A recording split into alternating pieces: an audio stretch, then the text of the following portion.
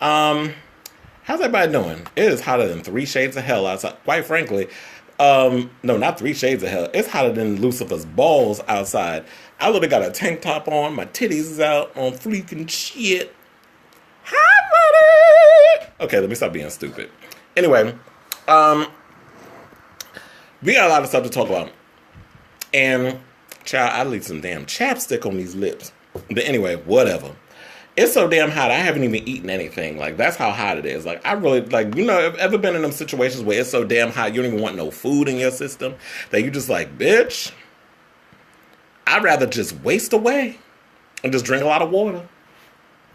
But anyway, I had a really interesting week. There was just a lot going on, like a lot of overwhelming. Like, I was in the process of moving. Um, just a lot of stuff that's been going around and all this other stuff. And then on top of that, there was a lot of stuff that was happening within the news. Like, between Pride was last week, and then I was overall overwhelmed by what was happening with the kid who's better known as Junior. I don't know if people who listening outside of New York or anywhere else that's not in the tri-state area, there was a story that's basically taken over New York where there was a kid who was 15 years old, Lissandro, but they call him Junior. Basically, like, what happened with him was that it was a case of mistaken identity. This Dominican gang known as the Trinitarios, basically, it was like 5 of them came at him, attacked him. One of them dragged him out of the bodega with, by his shirt. Another kid came up and, like, they started stabbing him and hacking him with a machete. Like, who runs around the Bronx with a fucking machete unless you're Dominican or Haitian? I would say that. Call it, I don't care if you say it's racist, but you know what? Y'all motherfuckers live next door to each other. So for y'all to sit there and try to have this thing, because I know Dominicans and Haitians don't like each other, Puerto Ricans and Dominicans don't like each other. I don't know why. Y'all all got nigga up in you. So for you to just deny that part of yourself is just ridiculous, number one. And then number two, it's just like, seeing the video and all this other stuff, it kind of hurt. Like, I literally broke down crying watching the funeral. Like, seeing the funeral and the music and, like, all of that stuff that was going on with the altar boys, and then the guys that were bringing the coffin out, and then the guy wiping away his tears, like, as he's carrying the coffin out. It was just so much that was going on. It was overwhelming. Seeing Junior's mother on Good Day New York talking to Rosanna Scotto's icy ass. I'm surprised anything got through her soulless behind. But anyway, besides her and that soulless ass of hers, it was just a lot going on with that and just hearing about that. And I'm glad that it finally just woke enough people up. And then I laughed when I heard that the kid who basically was like, oh, all I did was drag him out. I didn't know they had weapons. I didn't know they was going to do this. I'm not even part of the game. Somebody, he fears for his life. Fuck you, motherfucker. Rot in prison. I hope they rape your ass with a goddamn whatever they could find, a pipe. Stick that up your damn ass and I hope your asshole get rusted. But anyway, for me to get off, or let me get off of that and bring it back to something a little more positive, like entertainment news. That's why we're all here. And one of the things I want to bring up is some tea about the damn BET Awards, or as I like to call them, the Food Stamp Awards. Let's talk about it. Let's talk about them EPT card motherfuckers that were sitting up in that audience with this show, who I feel like needs to be put out to pasture. First of all, I think the BET Awards have gotten so stupid. I think 9 times out of 10, a lot of the artists that were on the show, I don't even listen to anymore, or ever. Like, watching the Migos, I'm like, what the fuck are y'all saying? Like, what are y'all saying? I don't understand a word that was coming out y'all goddamn. Like, that's what y'all sound like over a goddamn trap beat. I know I'm like ranting or whatever, but I don't give a shit. A lot of times y'all sound stupid on these, like y'all sound like y'all saying bippity boppity boo over and over a goddamn trap beat. And last time I checked, what was bippity boppity boo? Was that I know it was a Disney cartoon, but I can't think. Was it Snow White, Sleeping Beauty? One of them old white bitches. But anyway, watching the show, I was bored with the performances. Jamie Foxx, I don't know what the hell he was doing. He thought by just bringing up this whole thing about black excellence and Wakanda forever and all that other stuff. I'm like, what are you talking about? First of all, you can't be up in here talking about Wakanda forever when you won't even acknowledge you fucking a white bitch. So that I don't even understand. Like, you messing with Katie Holmes for like 5 years, who was supposed to be your best friend's girlfriend. But even though, look, that's a whole nother story with Tom Cruise and Katie Holmes. But my thing is, if you go and sit up and talk about Wakanda forever and black excellence, all this other stuff, hosting the BET Awards, at least admit you fucking a white woman. Like, that's all. I don't care if you're mixed races or whatever. I'm a product of mixed race. But don't hide your white bitch while you sit up here talking about Wakanda forever. That's all I'm saying. But and then I don't know what happened with the jokes. I don't know what happened. Like, at some point I was waiting for Jamie Foxx to tell a joke, but it never happened. He basically decided, oh, let me just bring up Michael B. Jordan and recite a line from the end of Black Panther. I'm like, really? If that was the case, why didn't you take your ass over to the... You should have just hosted the MTV Movie Awards if that's what you wanted to do. So anyway, my issue with the BET Awards, y'all need to find better artists to bring on there. What happened to like the past couple of seasons when they used to really get it right? Like for the past 3 years, I thought they was really doing a really good job with the BET Awards, where y'all were mixing in the old with the new. We had R&B, we had hip hop, we had a whole bunch of, a hodgepodge, a gumbo of different types of artists who were sitting there, performing.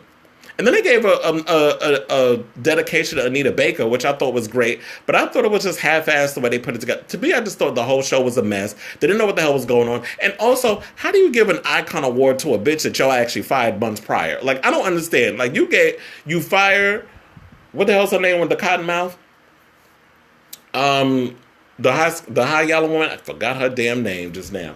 But anyway, she been with BET for like 30 years. They get rid of her, push her out, and then all of a sudden they give her an award. Like, okay, thank you, but fuck you. That was basically what that award was. So now the word on the street is and I'll even say this before I move on. This is the first time and I've sat through some worse award shows. Like, I can't believe I sat through the whole fucking Billboard Awards and that shit was horrible. But this award show that happened this past Sunday, what of course always happens around Pride, this is the first time in the history of watching an award show I actually shut it off. That's how bad it was. I couldn't take it anymore. The music was getting worse. It was like, after I saw Anita Baker, I was like, I don't care anymore. First of all, and another thing, I'm going to need y'all to stop promoting mediocrity. Nicki Minaj standing up there and y'all thinking her being dressed like a $5 drag queen auditioning to be on Drag Race Season 11 is not enough for y'all to be talking about, oh yeah, she did that, she slayed that. What did she do besides stand there, give half-ass choreography, half-ass rhymes that she lip-sync? How do you lip-sync a rap? You're not singing, you're rapping. How is that okay now? Like, we're lip-syncing raps. Like I said, like she's a drag queen auditioning for Drag Race. Drag queens lip-sync rhymes and vocals, not performers. Bitch, you're getting paid all this money, and you actually just performing it as a lip sync. I don't understand that either. But overall, it's like, we need to stop accepting mediocrity. People need to do better. We should demand more and better from our artists. And then you get these super fans, these as I like to call the unemployed, who sit up here and like to talk all this shit about, try to always bring up bullshit about, well, while they out here living their best life and this, that, and the other, what are you doing? I'm not doing what they're doing. It's kind of like the same thing with Lakeith Edwards a couple years back, and I got some shit on him later on. Yeah, but I want to bring this up as an example because it falls in with this conversation. Lakeith, who is in, what's that movie that's coming out? I keep thinking, Thank You for Smoking. I don't know why I keep thinking of that. That's the title. Here's a new movie coming out with Tessa Thompson, who just came out as bisexual, by the way, and finally admitted she's, sucking on the clam of Janelle Monáe. So, you got a bisexual woman in your movie, and she plays a bisexual Valkyrie in Thor Ragnarok, but they didn't even bring that up. That's a whole nother conversation. But Lakeith goes on The Breakfast Club a couple of years back. I don't remember what it was that he was promoting, but he did a rap, and Charlamagne was like, that's it? And he was like, you didn't like it? He's like, no. There's like really open, like admitting, he was like, no, your shit was whack. And I agree. He cannot rap. His rap is garbage. But then he goes, but then you rap then. And then Charlamagne responds by saying, I'm not a rapper. Which is my point. It's like, you can look at someone and see like, that ain't your lane, or that if it is your lane, do better. But then you get mad when somebody gives constructive criticism. So, okay, so then should I just let you fail? Should I just let you, sit on the sidelines and just be fucked over and not want better for yourself, to be much better than what you're putting out? So then we'll just sit there and let you falter. We'll sit there and let you just not make something of yourself, or whatever the case is. I don't know. So if you want to sit and let your favorite artist present you mediocrity, half-ass songs, whack-ass music, and subpar performances, then that's on you. But I'm going to continue to criticize because that's what I do, and that's what I get paid for. Because, bitch, I'm a blogger and an entertainer and a social media commentator. So therefore, that's what I do. Worry about what you do. But anyway, so now after all of this, word on the street is they're planning on moving the BET Awards out of Los Angeles, probably because it's getting too damn expensive and the show is getting horrible. But the word on the street is they're talking about possibly moving it to either Atlanta or Houston. Now, I think if they were decide to move it anywhere, I think, no question, it needs to go to Atlanta if the BET Awards comes back for another season. And I'm sure it will. But the BET Awards needs to move to Atlanta simply because it is Black Hollywood, basically. Anybody's out there. You get all the gays that work behind the scenes to show up and be there and all this other stuff. Hi. Hey, Nadine. Hey, Logan. So if that's what you want to do, whatever, yeah, go out there and basically put it in Atlanta, by all means. But if you're going to take it to Atlanta, can we get funnier hosts? Can we get better performances? And can y'all invest in some talent instead of the same 5 people because y'all want fucking ratings?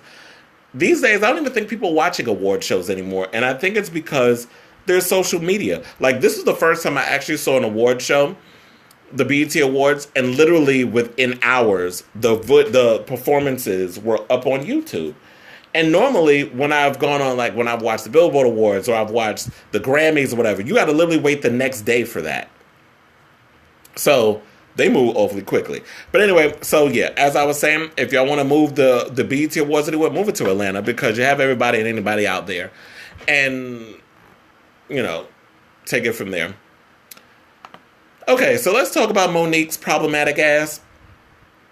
So I already did a full video of it on my YouTube channel, which if you look me up on YouTube, Kris Avalon, a lot of YouTube videos that I've done is pretty much there.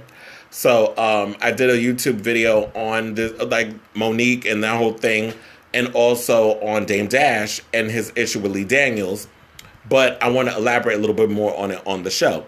So Monique went and that stunt queen of a husband of hers, Sydney, decided to call Tyler Perry and talk to him about why her career is in the toilet and how Lee Daniels hasn't paid her what she feels she's owed because he wanted her to promote Precious. And my thing is, you don't get paid to do promotion for a movie. That is an obligation in your contract when you shoot a film. You get a flat fee of what you do when you're an actor making the movie or the TV show. That is your payment. Now, the studio will pay for expenditures in regards of you traveling to different cities and countries and this, that, and the other, and hotel. They'll put you up in a hotel. They'll send you out. Like, look, when I watched Chris Pratt on his Instagram page because he's always filming everything that's going on. He's been promoting Jurassic World around the world. He was just in Osaka, Japan. I laughed when he said he never even heard of Osaka. I'm like, Heifer, did you not ever see... I was going to say Karate Kid Part 2. But Karate Kid Part 2, that was Okinawa. That wasn't Osaka. So that's my fault. Anyway, he was like, I never heard of Osaka. I'm like, Heifer, you never heard of a map? I've heard of Osaka, even though I've never traveled outside the United States anyway. That's a goal I plan on having in the future. But he basically was showing like all the different money, like the amount of money they put up for Jurassic World and all this other stuff. But that may be different because that's a blockbuster film, and what she is doing is an independent film, but she's also campaigning to win an Oscar, which she eventually ended up winning. So she put in the work to win the Oscar, and now she's biting the hand that feeds her, and now she's showing her entire ass and being an ungrateful bitch, which I feel is what she's doing. I also think that what I've said in the beginning is that when it comes to someone like Monique, she is someone that I would not trust at all, her or her husband, because I feel like they move nasty. I think What she's doing is problematic. And I know problematic is a word people don't like, but guess what? The bitch is fucking problematic. You don't go around calling people up on phones, having meetings with people on deals, and then when things don't go your way, you're secretly recording them and posting it because you're like, see, I'm not crazy. You can't do that to people. You're burning bridges. You're making yourself look like the type of person I don't want to work with you. So now I look at Monique as someone like, you know what? Even though it was justified in, yes, I'm glad that Tyler Perry admitted. He was like, you know what? I'll pay you the money that you should have been getting from this film, which she still is waiting on getting. And there's this whole thing where I'm going to bring up with the whole crabs in a barrel thing where Dame Dash was talking about, you know what? I've helped a lot of people in this industry, and they fucked me over. Once they hit a certain place in life, they act like they don't know you. I've seen people do it, whether they're in big A-list Hollywood, and there are queens from Drag Race that are doing it, because I know friends of mine who had worked with a couple of these queens on this show on before they were famous. They've shot them when they were on that cusp, on the come up, and now that they've arrived on Drag Race, they act like they don't know you. They act like they don't want to pay you. They act like, they're too damn good. And I'm calling them out on it. I would say names, but a few of them was on season 10. One of them from New York, a white girl. She didn't win. I know, I'm just like giving way too much. I was about to say the damn name right, Miss Cracker. So there's people that like to show out and basically show that they could be two-faced bitches when they shouldn't. I feel like they shouldn't be that way. I feel like, there's room for everybody. There's room for everybody to eat. Just don't be fake about it. So, like I said, I don't agree with the way Monique moves. While I do feel like that people are fake as fuck in this business and they deprive you of whatever it is that they deprive you of, and they real snakes who can't trust people. People move fun in this business. And I do agree with Dame Dash and his whole situation with, it was Deborah Lee. That was a name that was said. I don't know why I forgot her damn name. But, and I'm saying it now because I'm looking at it. But, so, I don't know. Will Monique ever have a career in this business? I don't even know at this point. I think she needs to just go away, stop picking fights with people, and you know what? It'll blow over, people will forget, and then maybe she'll get some people to work with her. And that's that. So, Dame Dash went and spoke out about, what was it? He went and spoke up about confronting Lee Daniels at a Diana Ross event. In the beginning, I said it was church. When it wasn't church. It was literally at it was at a Diana Ross event. She was singing. What was she singing? I'm coming out. It was like, you sure came out that day, bitch. You came out and showed your entire ass. But anyway, so she came out and sang I'm coming out. And what Dame Dash said, how he found out about that Lee Daniels was there was that a friend of his had tickets to this event that she was going to be at. And he was told that Lee Daniels was there and was told to bring his camera. So he showed up, and I guess he had a friend of his who had the camera in front of them recording while this was all happening. And you saw in the video that Lee Daniels openly admits that he owes him the money and he's going to pay him the money. And what Dame Dash said, because he stopped by to talk to DJ Felly Fell about the incident, he basically said the following. Before I invested in myself, can we pause on that for a second? I hate when people say fucking pause. That's like some old school New York shit that people used to do. Whenever you have a conversation, pause. Fuck you saying that shit. Stop saying that shit. That shit is mad annoying. And I feel like, yes, I get your old school, but Dame, like, grow the fuck up. Okay, so he said, before I invested in myself, I invested in him. And even when he got it and his dreams came true, he just shut the door, locked them, and was like, I'm not going to give you your money back with no explanation. So, Dame said he's not the only one that he owes money to.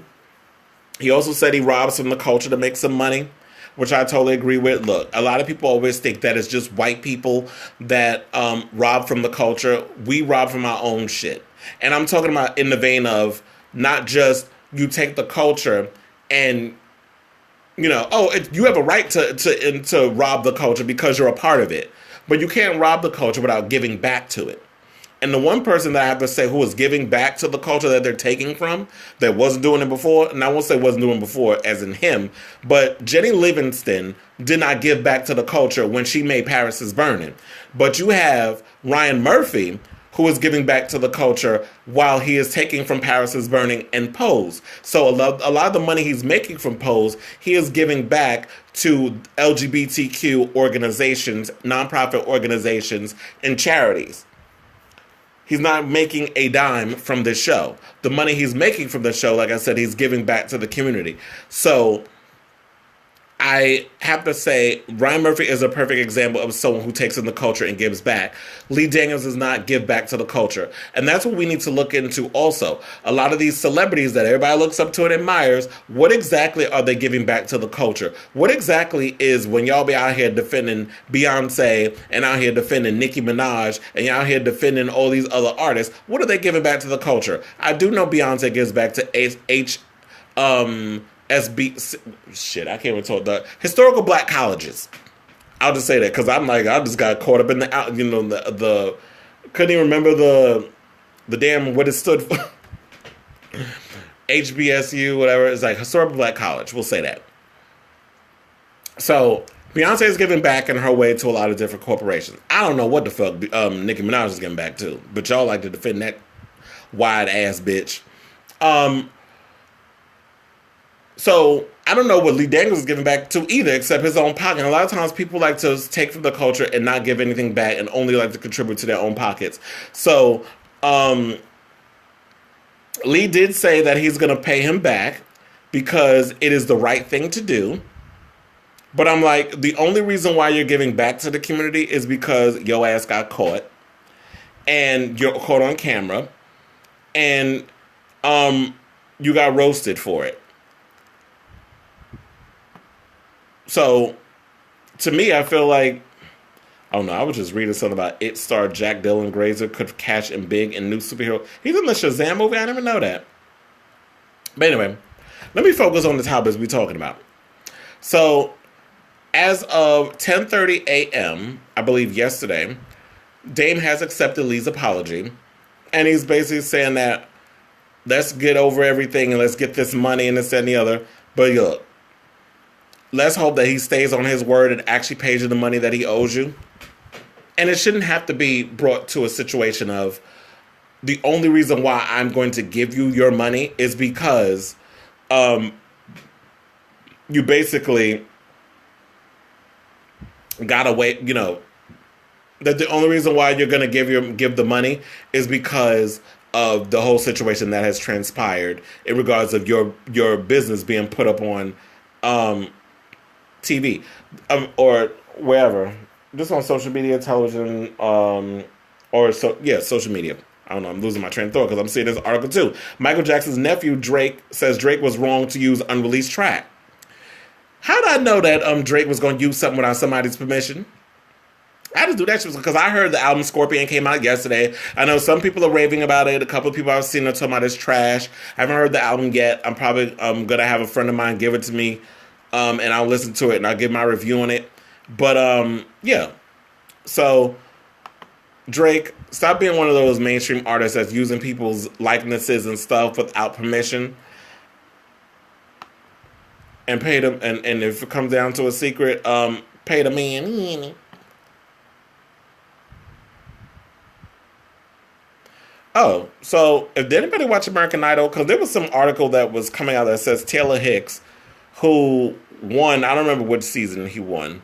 I think it was, season 5. He's basically going on and admitting, he admitted on a radio show in Birmingham, Alabama. This is like just came out, so that's why I'm bringing it up. Where he said that he had an in on the whole production of the show and was told the results before they were revealed during the episode.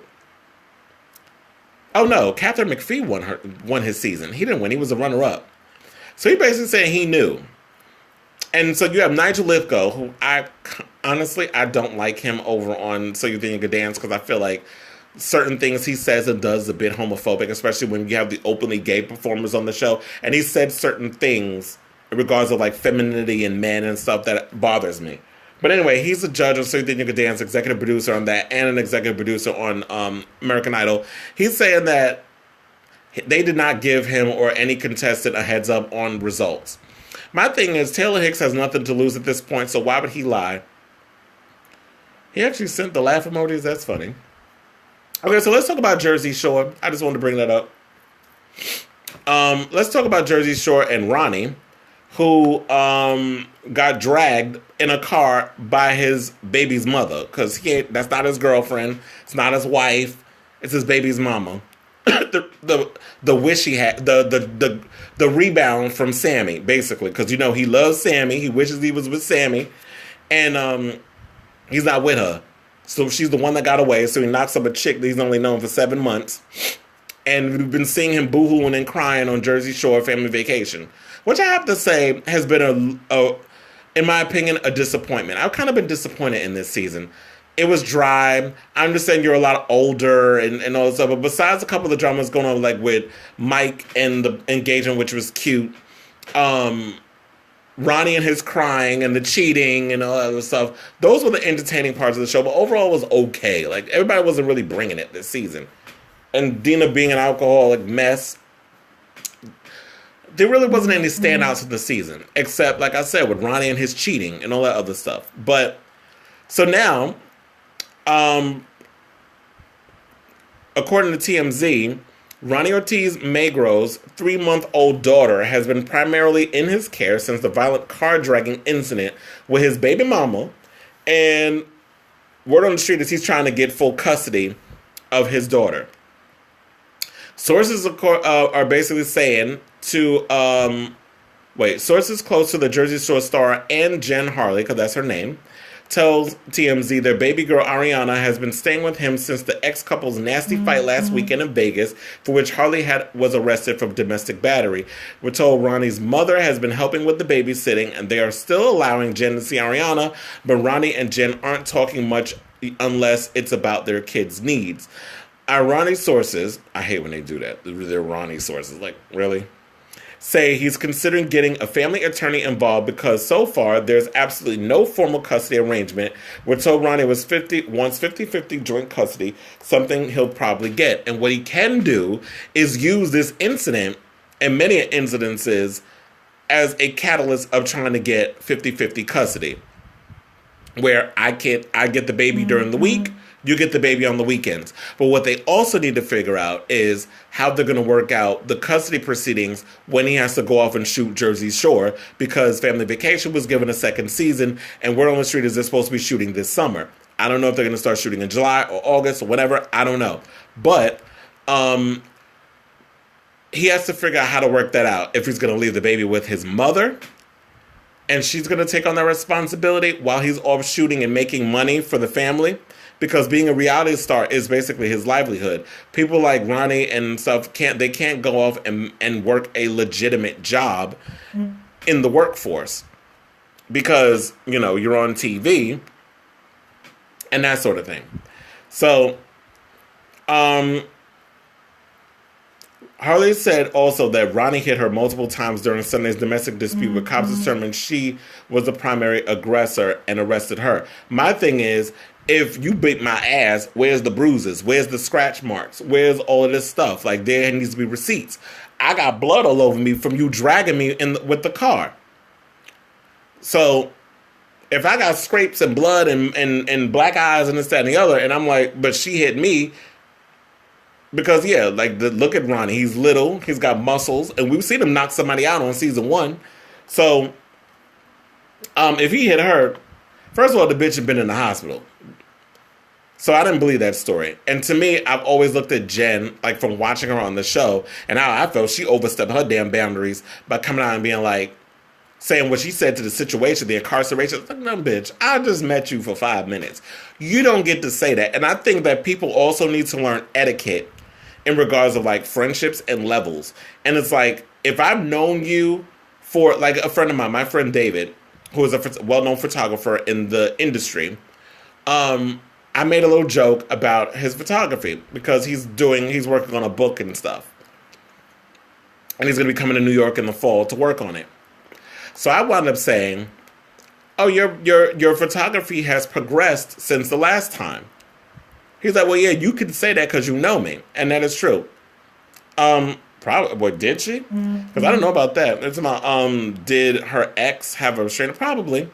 And my thing is, y'all need to look into the history of the people y'all start messing with or dating, whatever the case is, because you can't just be taking people into your situation and expecting that y'all gonna have a different result. And then he also said that she cheated on him. He admitted that in like last week's episode. I didn't see the finale, so I don't know. I didn't see this. Yeah, I didn't see the season finale of Jersey Shore. I'm probably check that out later on when I can, today or tomorrow, something like that, when I have the time. But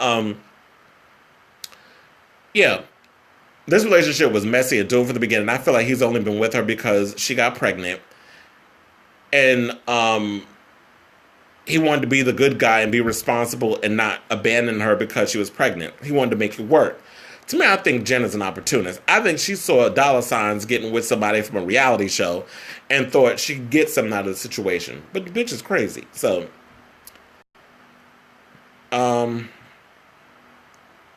okay, yeah, let me know, because I don't know anything. If there is an article about her being involved in a domestic assault with a previous relationship, let me know about it, and then I could talk about it. Okay, so let's talk about excuse me. Let's talk about drag race. Excuse me, and the disaster that was Butterfly Gate.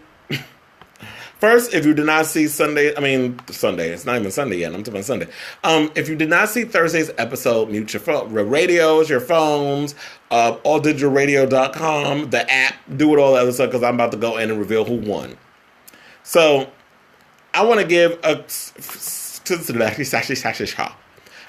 sincere enough Naomi Campbell Fierce congratulations to Aquaria for winning this season's Drag Race. This is the third year in a row, third season also, that a New York queen has won Drag Race. And, yeah, New York is taking the crown. I know a lot of people are going to look at it as it's favoritism, it's not fair, why are the New York queens always winning? I don't understand. Why is it always? Because I think maybe a lot of the New York queens, and not a lot of them are born and bred New Yorkers. A lot of them move here and, reside here. A lot of them aren't like born and bred New Yorkers like myself. So, congratulations to Aquaria for winning. Now, there was a big disaster that happened, and we're going to talk about it, and it was Asia O'Hara's disastrous performance, where she tried to one-up Sasha Velour and had tried to pull out butterflies in her wristwatch, or whatever the case that was. Then she had them in her titties, and then they just like died and went out over the floor. But I guess what you can't realize is that you can't have something like butterflies operate in an area that is considered hot. Because they'll probably die or wither away or whatever the case is. You need to have them in a cool area, which is what I learned. So fans went online, they roasted her, saying that this was animal cruelty and all this other stuff. And I believe she said that she was going to contribute some hours of community service to, the ASPCA. But here's what she had to say about her really bad performance. Because I did kind of, with all the roasts and stuff, and I've been contributing to it on social media, I did kind of feel bad. But I'll say this. What she said, it was this: I just want to let everyone know how sad and heartbroken I am by the way my lip sync performance during the finale of RuPaul's Drag Race turned out. Despite months of research and rehearsing with a professional company, what I hope would be an amazing and safe display of optimism and a surprise for everyone, including production and the network, it did not go as planned. I would like to publicly offer the entire world my deepest apology. It's important that everyone knows that I would never purposely hurt and any living being, and have the utmost respect for all animals. If you're unhappy with me, I understand. I have been unhappy with myself since the night, but I'm going to do my best to make it right. Over the next year, my friends and I will be donating over 100 volunteer hours to the ASPCA, an organization that has been dedicated to the fair treatment of animals since 1866. I can't apologize enough for what happened. I want my fans and the world to know that I'll continue to be humble, own my mistakes, and lead with love and light. You know what? That's great. And she also, good for her. She's willing to contribute some hours of community service to show her love and support. By all means, do that. Also, she said oh yeah, this was on her Instagram page that she had posted this. So, you know what? Hashtag Butterfly Lives Matter. We love you, Asia. Congratulations to Aquaria for winning. I was glad she won. By the way, I want to let you guys know that I just did, before I did this show, I recorded and uploaded, I don't know how, but for the grace of the man upstairs, I did it. I recorded and uploaded a video on my YouTube page. Just look it up, Kris Avalon. I posted a video. Click the bell so you get the alerts, notifications when I post videos. But I posted a video on Drag Race and an article. Shout out to Ron, because that's where I found the video, from then.us. A guy by the name of Philip Henry posts an article about, and the title is RuPaul Needs to Take Responsibility for the Racism on Drag Race. And so I did a whole video on that because I didn't want to break it down on this show because I knew it would take away from a lot of the topics and stuff that I want to talk about on here. So I did a video about 20 minutes on it. I'm hoping I didn't miss any valid points that I can make from it, but I feel like I got my point across. If anybody has any opinions on it, you can basically post in the comment section, like it, let me know what your thoughts are, respectable thoughts, and just let me know what you feel overall about it. I posted on my Facebook page as well. I gave my opinion on it, but I wanted to give a well thought out opinion on it on social media as well. So, I don't know. Is it animal cruelty, what she did with the butterflies? I think she just tried to do a stunt, and the stunt failed. I don't think it's animal cruelty. Like, she didn't just start deliberately stepping on butterflies and things and trying to, pull the wings off. And so she didn't do shit like that. Butterflies only last for a few weeks. They're not something that lasts a long time. I think people need to learn the history of butterflies before they can go and start accusing, animal cruelty or of the sort. So, yeah, it is what it is. So, I want to give a shout out to, since we were talking about pose and things, Venus Extravaganza. Her nephew is basically did an interview and spoke out about the legacy of Venus Extravaganza, who is one of my favorites and I live for. Venus Extravaganza, I've always said, reminds me of the Angel character. Well, the Angel character on Pose reminds me of Venus Extravaganza. I'll say that. In a lot of ways, from her overall look. Light skin, gorgeous, tiny little perky boobs. Very girly and model-esque. So she gives me all that. So, her nephew basically said this. She just wanted to live her life as normally as possible. His name is Mike Pelagatti. He says, to him, she was a loved one who babysat him when he was a child and gave him a clown doll that played lullabies. But to everyone else, she was an iconic LGBTQ figure whose life was tragically cut short nearly 30 years ago. Because if you remember, yes, very much, fishy. Thank you for that. She was found dead she was dead for days before they found her underneath a bed in a hotel. So she's probably murdered by a client, and I guess to this day nobody knows who actually committed the crime. She was in Paris is Burning, a movie that has been quoted religiously by RuPaul. He basically said, I don't think Venus in her wildest dreams, according to my family members, would have ever envisioned herself becoming a transgender martyr. He also said, I just think she just wanted to live her life and just be who she was without dealing with any social pressures or persecution. And she became famous from the show. Oh, yes. You gave me... Oh, yeah. I'll try to get to it after the show because with some of the article with Jersey Shore and Ronnie's baby's mother, who has a history of violence. And you know what, Ronnie? Here's some advice. Bring that up, too. Bring up the article... on, and I'm sure they're out there, bring it up. Just bring that as red meat for your attorneys and the judge to kind of jump on your side and help you with this case. But anyway, he was saying that Venus had tried to hide being transgender from her family, but they found out when she was 13 or 14 years old, and she moved away from home so she wouldn't embarrass them. And so there's a whole lot of stuff. Go and read...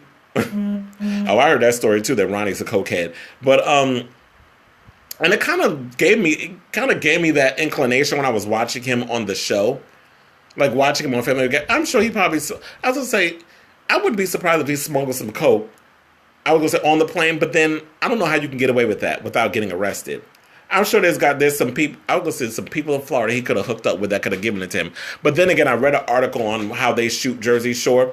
It is very difficult for them to get away and do things on their own, without cameras or producers or whatever following them.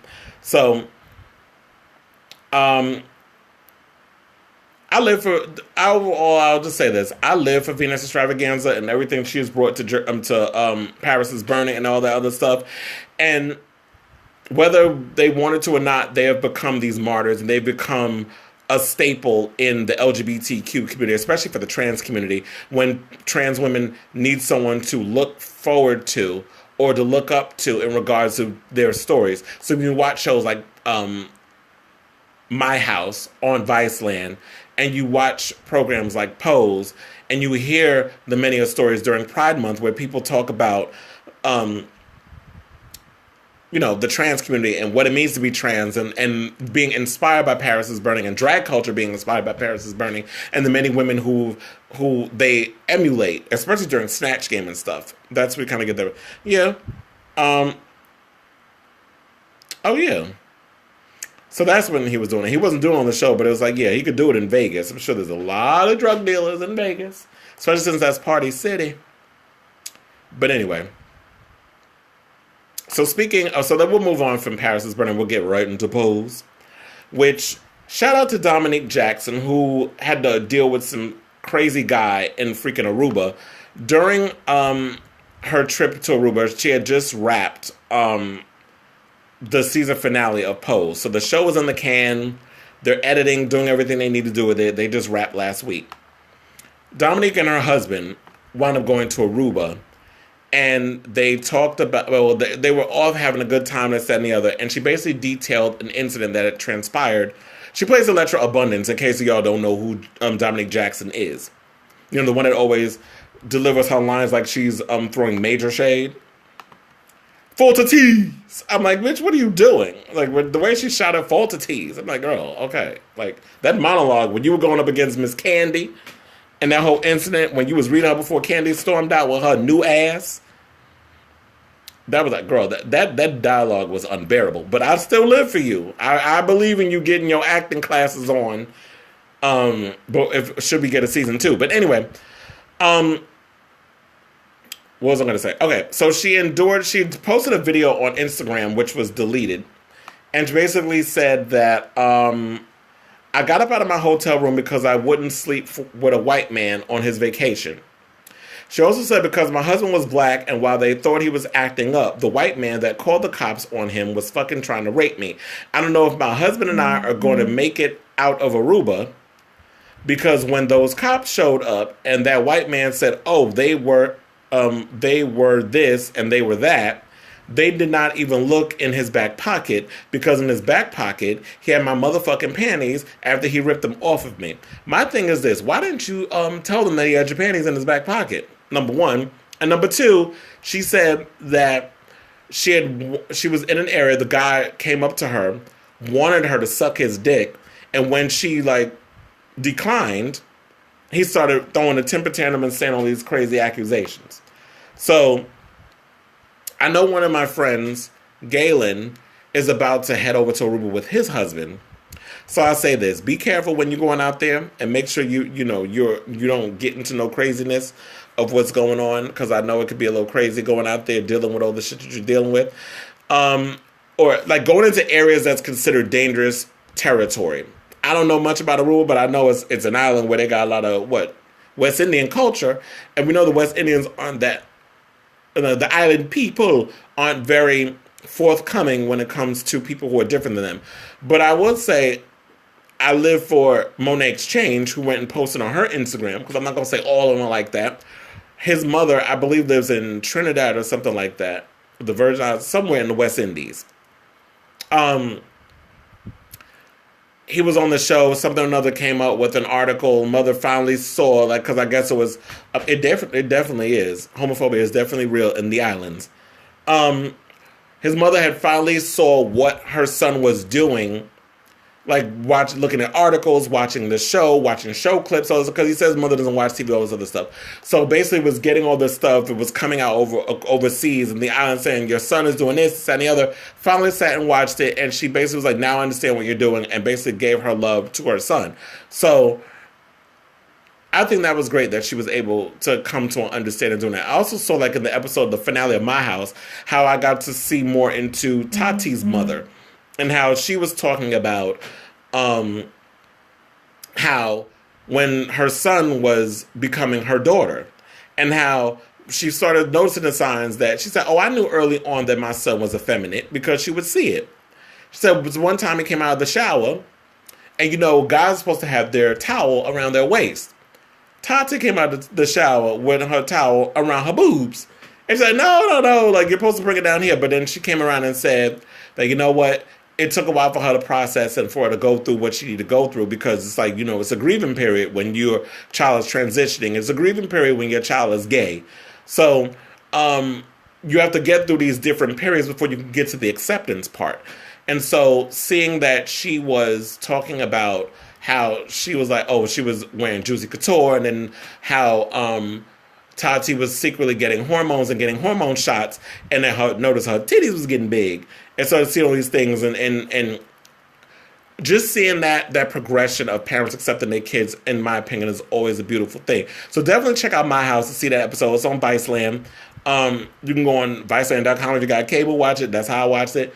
Or, if you got internet, or just go on, go on their website or do whatever and see if you can watch it from there. But anyway, so kudos, good luck to you, Dominique, and I'm sad that you had to deal with all of this. Speaking of harassment, I want to also give a shout out to Terry Crews, who testified against sexual harassment in Hollywood and the whole situation with Adam Bennett and that whole situation. So he also said, I want to basically give kudos to him, because I know a lot of people say, oh, well, it doesn't happen to men. It does happen to men, be it a man on man or woman on man. And I feel like if it is not wanted, you shouldn't have to accept it. And what I also find interesting is how he says that he was asked to withdraw from Expendables 4 by a producer because because of this whole situation, because of this lawsuit. Another person that asked him to withdraw was what the hell's his name? Was in Def Jam. Black dude was with Kimora Lee. Why am I forgetting his damn name? Russell Simmons. Okay, so Russell Simmons asked her to withdraw his accusations as well. But then again, we notice Russell Simmons is friends with Adam Bennett. Russell Simmons is friends with Brett Ratner, who has directed many movies and friends with Mariah Carey and all these other things, and directed many music videos. They've all been accused of sexual harassment in some sort of way. So seeing all of this and seeing that a abuser will try to protect other abusers and make the victim out to be crazy is a problem. Another person who I found problematic is that asshole 50 Cent, who had the nerve to make fun of Terry Crews on social media. Like, what kind of man are you? I understand you want to roast and gag people and you want to get attention and this, that, and the third, but you got to know when to pick your battles. Stop. You're a fucking bully at this point. Like, he was a bully to he's been a bully to a lot of people over the years. Like, if people are going to do stuff, stop always trying to jump in fights that have nothing to do with you, is what I want to say on that. So, Terry, I stand with you. I understand that you're trying to, you've lost a lot of jobs because of this. In Hollywood, y'all got to stop protecting sexual abusers. It's not going to work anymore, especially with the Me Too and Time's Up movements and everything that's going on. And, people out here speaking up on it. We got Amber Tamblyn, who just released a book. I remember her, look, y'all talk about her from Joan of Arcadia, but I remember when she was Emily Quartermain on General Hospital. So that's what I like to, remember her from. She was the original Emily, if y'all forgot. But anyway, she went and did a book where she was talking about sexual harassment of a guy who was sexually harassed by a woman. And we've done this before. Wasn't it, what was it, Disclosure, where she did where Demi Moore sexually harassed, what's his name, Michael Douglas or something like that. In the movie, it was like the reverse Fatal Attraction. But, I saw this to say, I stand with you, Terry Crews. I wish more men would come out and speak up on this, because it's not right that, excuse me, that people have to endure this type of behavior. And what shocked me was that, and I had to laugh when, what's her name? When I was watching a clip of The Talk, and it was talking about this, and Sharon Osbourne was like, oh, if somebody would have did that to me, I would have cold cocked them. Number one, you're a well-known manager in the industry, and you're a woman. That's different. You're a white woman also. You are not someone that looks and is like Terry Crews, because there's always that narrative. If you are a black man, especially of a certain size, and Terry Crews looks menacing. He looks scary on the outside. Exterior speaking, he looks like the type of black man that the mainstream America or Trump would tell you to be afraid of. So people like Terry Crews cannot go around and do that. They can't go and start punching people in the face, because one, you ruin your career. Number two, you can get arrested by the police. They're automatically going to look at you over Adam Bennett. Adam Bennett is a big, burly white guy with a bald head. He's in the same frame of Terry Crews. Only difference is he's a white guy. Who are they going to believe over Terry Crews? Who are they going to believe, Terry Crews or Adam Bennett? They're going to take Adam Bennett's word because he's a Hollywood exec, he's a producer, he's a man of power, and he's white. So that's what they're going to look at. So black men cannot do the same things that other people can get away with in this country, and people need to understand that. And I kind of wish that Eve and the other one on the end with the black gums, what's her name, Cheryl Underwood, they need to kind of admit, like, speak up on that. Like, sometimes you gotta come out and y'all gotta be able to, y'all gotta know how to debate. It's kind of like why I can't deal with Nutmeg and that dumb shit she said on The View talking about white people and opiates and all the other shit in poor areas and poor people. So she was speaking on the white perspective of poor. She wasn't speaking about the rest of us who, some of us who were living in the hood in low income areas, like be it Baltimore or Chicago or the Bronx in New York City or Queens and all these other areas where we do have the issues of poverty and low income situations and hard to have jobs and the crack epidemic and crystal meth and all other stuff. But you only care now because those drugs have seeped into your neighborhood. Before, when it was in ours, you didn't give a damn. But now we're supposed to give a shit because of that. One, really quickly, I want to get to this story because I had no idea this was happening and it all kind of makes sense, is that there's a piece that was published in The Hollywood Reporter from author and activist Cilla Abrams, revealed how NBC intended to bury rape allegations against Russell Simmons and extra host AJ Calloway. I'm like, AJ from 106 and Park and Extra is raping people too? The fuck? Abrams, 47. This is from the Hollywood Report. Abrams, 47, is an author and domestic violence activist who, like many accusers in the hectic aftermath of major exposes about Harvey Weinstein, felt an urgent need to speak out. She had already told her own story of not one but two alleged sexual assaults 12 years apart in her 2007 book, No More Drama. Hey, Mary J. But she had not dared to use real names. Then everything changed. Abrams felt emboldened by the Me Too movement to reveal that Ronald, described in the book as a well-known for only dating models and for his hard-partying lifestyle, funded by his very successful record label. Take a wild guess who she's talking about there. Who Abrams alleged, basically, Russell Simmons raped her in 1994. Well-spoken B-list celebrity Ray, who Abrams says assaulted her in 2006, was AJ Calloway, a host of the entertainment show Extra. Can I tell you, I met him once at a screening. Produced by Warner Brothers and airs in major markets at NBC-owned and operated stations. What else? Okay. Events unfolded as Abrams had predicted. The Ratner story were soon followed by claims against his close friend Simmons.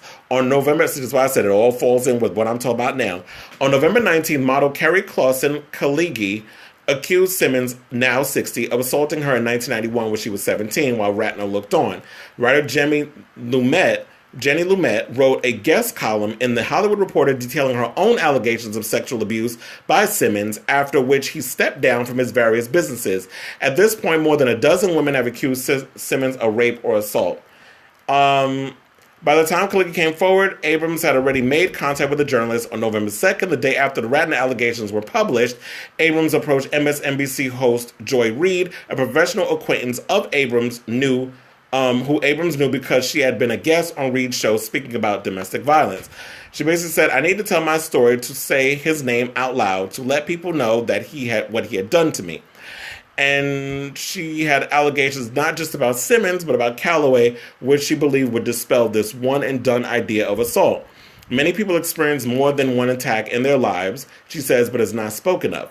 So there's a lot more to the story.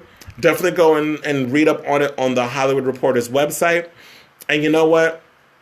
It's fucked up that we got people out here like AJ Calloway, Russell Simmons, Brett Ratner, Harvey Weinstein, Bill Cosby, R. Kelly, the list goes on and on and on and on and on, of people out here who are sexually harassing people, that are using their power to abuse and to overpower women, men, whoever they're doing. It's just ridiculous. It's unfortunate. And you know what? Let's vet the vermin. Let's get them out, flush them out, and let them reap what they sow and deal with the repercussions of their actions.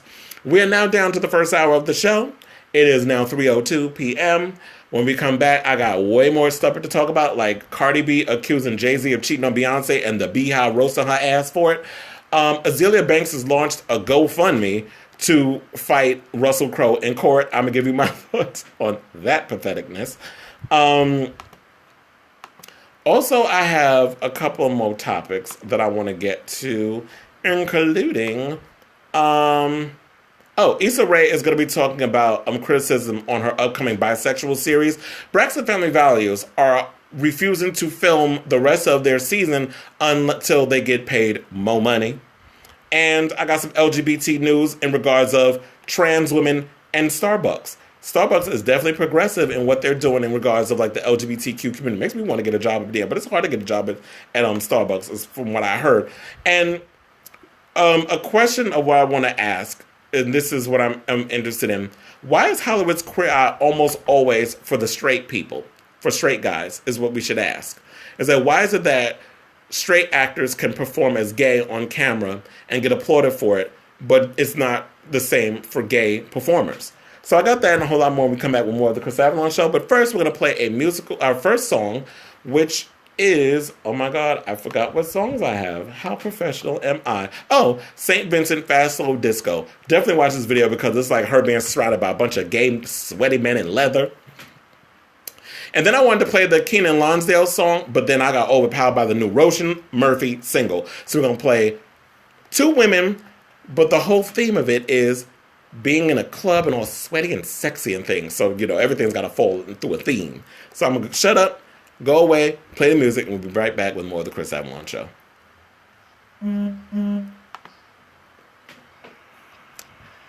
I'll be back, honey's.